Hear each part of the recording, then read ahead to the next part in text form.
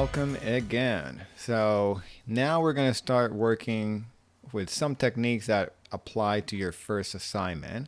We're going to start combining images. Right here I have 4 images, and basically we have 2 pairs of images.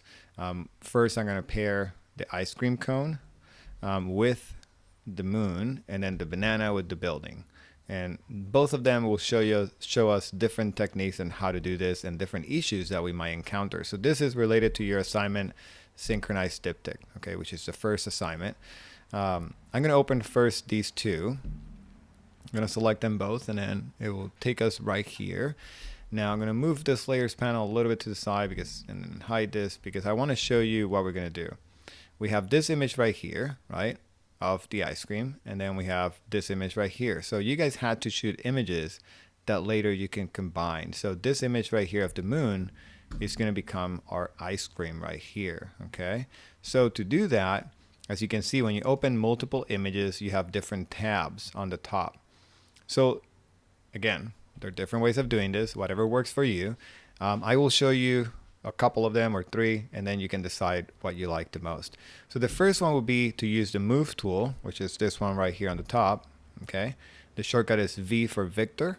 Okay, imagine that is that tool upside down, and then you get a V. So if you click on that image, you click on it, you drag it up, you wait until that comes up, and then you drag it down right here, and then you let go. Okay, and then you have the image there. Now I'm going to do it again. Okay, it's a little bit confusing and a little bit hard to do while you get used to it, because you have to click on the image. I'm not letting go of my mouse. I'm dragging it across my desk, going all the way here. I'm not letting it go. If you let it go here, you won't get an image. I'm going to show you right now. If I let it go, there's no layers, only that layer.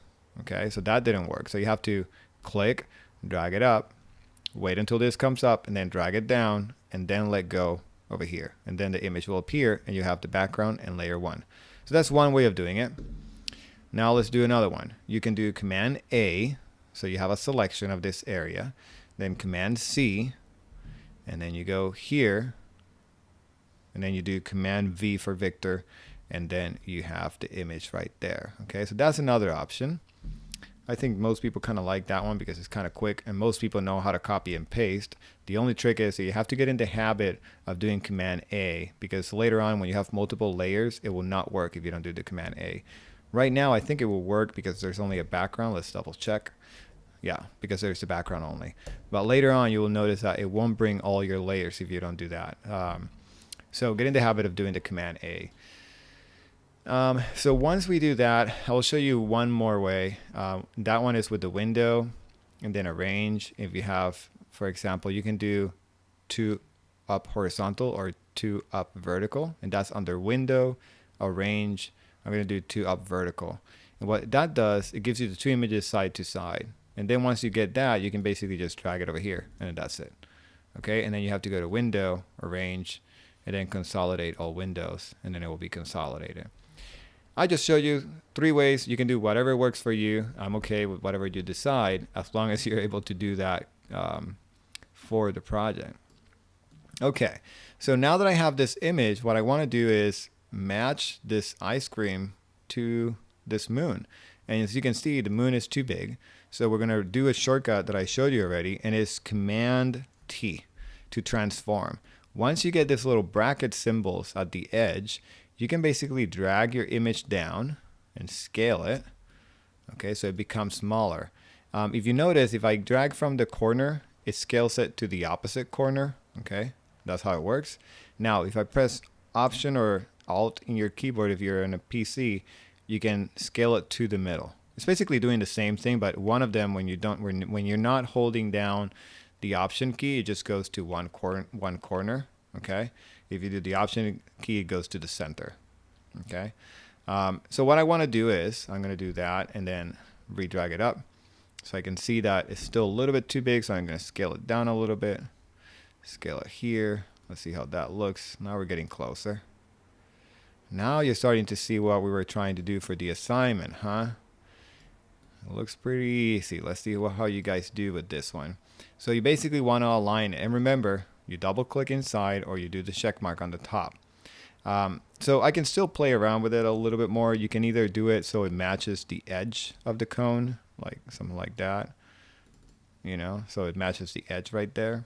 That could be one way, or you could do it where it matches like the edge inside of the ice cream. I think that looks kind of cool with the edge of that. Um, so that basically is what you need to do for the first assignment. Pretty simple, right? It's not hard at all. Remember, Command T. You have to make sure that you bring the image first onto the other one so you have the two layers. That is one way, and that's the easiest way. Now, it will work well for you if you shot the images correctly. If you shot it incorrectly, a different angle, or you were too far away or too close, it will give you some trouble. You don't want to be scaling your image to make it bigger. Okay. In this case, remember, I had the moon big and I was making it smaller. That works fine. But if you have a little coin that's very small, okay, let's say the size of this halo here that's green, then you want to make it that big, that's not that great because it's going to start getting pixelated, okay, and it's going to start distorting the image a little bit. But in Photoshop, if you're making something big small, it always works great. But if you're making something very tiny big, that can give you some issues. So keep that in mind when you're working for the assignment, to make sure that you don't start with something too small, okay. So that's the first one. I'm going to close this. If remember, you can always pause it and rewatch the video if you miss something or if you want to go a little bit slower. That's why I like recording the videos, so you guys can like go at your own rhythm and make sure that you take notes and then you go back and rewatch it. Okay, so I'm going to close this one because I'm going to bring the other one now. I'm going to go back to bridge, and now I'm going to bring these two. And these ones are going to be a little bit harder, okay, because that might happen. You might shoot something and you realize you want to use it, and then you realize, ooh, they don't work, so you have to work around. So what I want to do is bring this banana to this image and have the banana coming out of the building. Crazy, right? Well, the first thing I need to do, because I know I want to basically, crop my banana so that way like the lines somewhere halfway are matching the building. I'm going to press my crop tool that you guys know how to use already. So press C for crop, and it will show you which one it is. And I don't care about the top as much, but I do care about the horizontal. Now, if you realize, if I try to do that, right now it's keeping a proportion because we had 6x4 here. So I'm actually going to delete that because I don't want to keep that proportion. I don't really care about 4x6 right now. I just want to crop my image. So what I want to do is I don't really care about that part right now because I'm not going to use that. I just want this section right here, okay? Because this right here, this part is going to become the building, where it's coming out. So I'm just going to crop it like that. Once you approve that, okay? Now this is the image that I'm going to bring to the other one, okay? Because I had this banana, it was like too big. I couldn't really do anything with it, and I should have shot it like this, but I forgot, so I shot the banana big. But I can still make it work because I can crop it, half of it, and just use this half. Oh, what's happening here? I can see my entire banana. Let's see if anybody has the answer. Well, you can answer, we're in the video, but what you can remember is that I told you guys, let me go back on the history, that if you select the crop tool, and I forgot that I left this unchecked, so delete crop pixels, okay? Because remember, if I don't have that, it won't really crop it. It's just hiding it. So I want to crop it this time. So let's do that, and then lower this, and then approve that. So now if I select my move tool and I go to drag it, you will see that it will work when I go here. Now I have my half a banana. Okay, so that's what I needed to do first before bringing it here. And that's to show you that maybe you have a picture that, maybe you thought it didn't work, but if you crop it, it could work. So now that I have my banana here, I'm going to press Command T so I can transform it. And what I want to do is flip it. Okay, in this case, I don't care about keeping, the ratio perfect. I'm just going to try to find, a width for that banana. And I'm going to zoom in by pressing Command plus. And right now it seems one trick that I would recommend when you get this close is you can use your arrow keys when you are in the middle of the transformation, so you can move little by little. We'll be more precise. So I need to make it a little bit bigger. Maybe a little bit bigger from here too.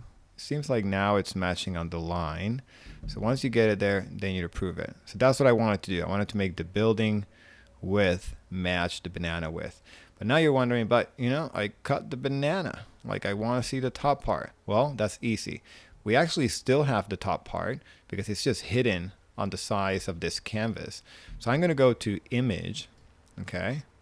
And I'm going to go to where it says reveal all. And basically that's going to reveal any pixels that are in this document, that even if it's hidden outside that canvas size. I'm going to hit reveal all. And then I'm going to zoom it out by pressing Command minus so you can see what happened. So now basically you're able to see that entire image of the banana. Now that I have this, I need to crop it because I don't want these side panels right here. So I'm going to go to the crop tool and I'm going to crop this part to the side and crop it right here, and then crop this one right here. And now I can approve it, and I have my banana building, or building banana, however you want to call it. So that was pretty simple to do, right? If you know what to do. So again, I had to work with what I had. So I had to first crop the banana, bring it here, and then you realize that it's too big. So I didn't want to like shrink it because then it will lose the width. So my other option was to put it how I want it, and then go to image, reveal all, so I can see the banana. And it doesn't matter that it's a weird size. I really don't care. That's just how it turned out to be. So you can actually play with the canvas, dimension, and basically make it bigger if you need to. Okay, so that's a cool trick to learn how to make this assignment. And remember, you can always flip objects, like scale them, play around with them. But remember, be careful not to stretch the image too much. Okay, you can shrink it, but don't stretch it. If it's a tiny picture and you put it and you're trying to stretch it all the way to make it this big, it's going to look kind of like grainy and pixelated. Okay. So I hope that this was helpful, and now you have a better understanding on what you need to do for the assignment. Later on, I'm going to have you guys also download some images from Google, so then you can practice how to do it with images from Google's before you do your own. Okay. And now you're going to do these 2 labs, so that way you understand all the technicality that you need to learn for this one, which is pretty simple, but it's a good introduction on how to scale and transform images and combine them. Okay. So if you have any questions, please let me know. I'll see you in a little bit. And hopefully this is a good starting point for you guys on Photoshop. So I'll see you soon. Thank you so much.